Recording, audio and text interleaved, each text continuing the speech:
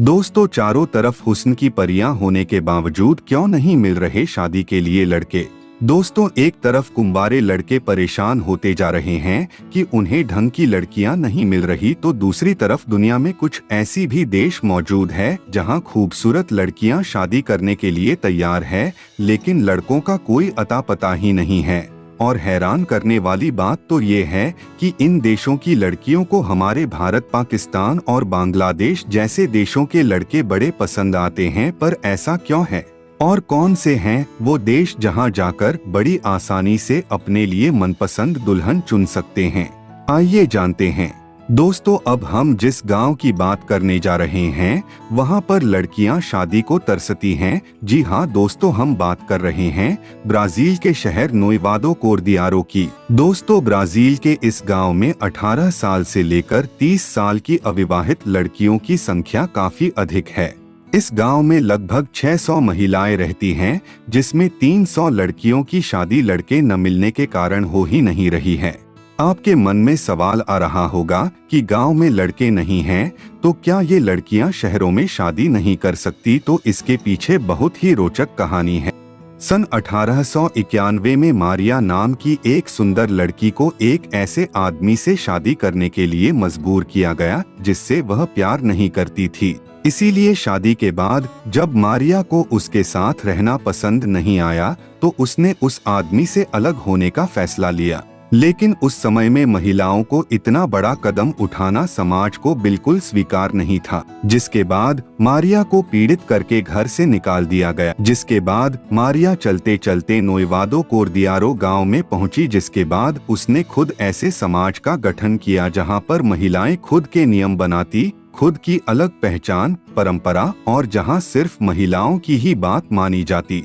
इसके अलावा इस गांव के बारे में एक किस्सा और प्रसिद्ध है कि एक आदमी ने, जिसका नाम अंशियो परेरा था, उसने एक छोटी लड़की से शादी की। ठोस सिर्फ 15 साल की थी, उसके बाल लंबे थे। उस लड़की को संगीत सुनना पसंद था, लेकिन ये सब परेरा को बिल्कुल पसंद नहीं था, जिस कारण उस लड़की को ये सब छोड़ने के लिए कहा, लेकिन लड़की नहीं मानी। जिसके बाद उस लड़की पर अत्याचार करे और पूरे गांव में महिलाओं के शराब पीने, लंबे बाल रखने, संगीत सुनने, यहाँ तक कि कुंवारे लड़कों से बात करने पर रोक लगा दी। क्योंकि परेरा इस गांव का मुखिया था, तो सबको यह बात माननी पड़ी। अब यहाँ की लड़कियों का जीवन काफी परेशानियों से बीत रहा था, लेकिन कुछ साल बाद परेरा को एक गंभीर बीमारी हो गई, जिससे उसकी दर्दनाक मौत हो गई। परेरा की मौत के बाद सभी महिलाओं ने फैसला किया कि किसी भी पुरुष को उनके जीवन और भाग्य का फैसला नहीं करने दिया जाएगा।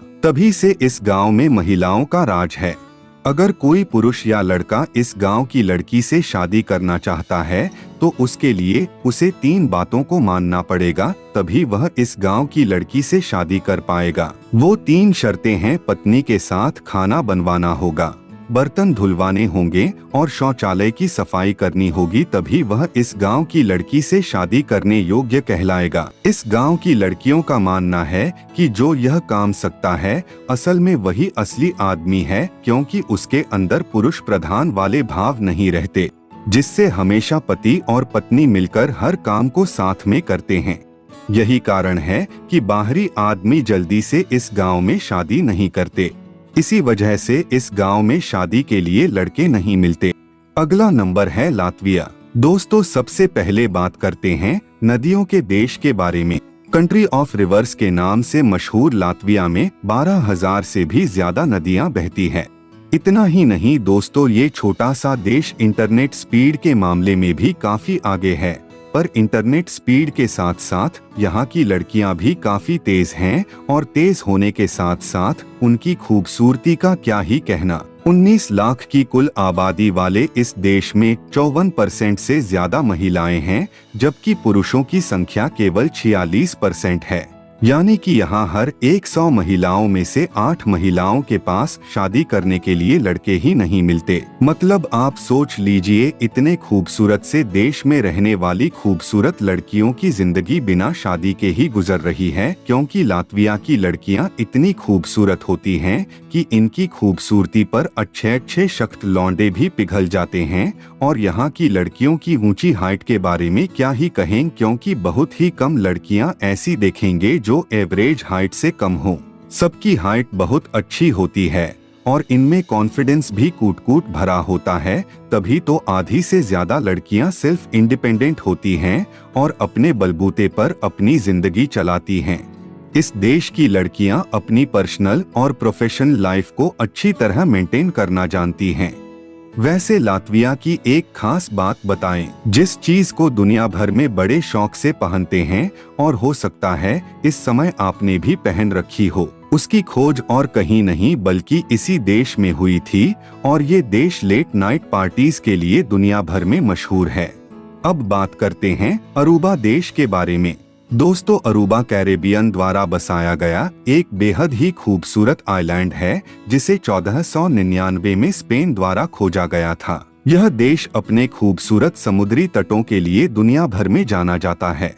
यहाँ की आबादी तकरीबन 1,10,000 के करीब है, जिसमें से 52.58% आबादी केवल महिलाओं की है, यानी कि एक अनुपात के अनुसार 90 पुरुषों में यहाँ पर 102 महिलाएं मिलती है, जिस वजह से इस देश में लगभग 22,000 महिलाएं ऐसी है जो 30 की उम्र होने के बाद भी कुंवारी है, जिस वजह से इस देश की हजारों महिलाएं अपने देश को छोड़कर दूसरे देशों में जाकर लड़कों से शादी कर लेती हैं।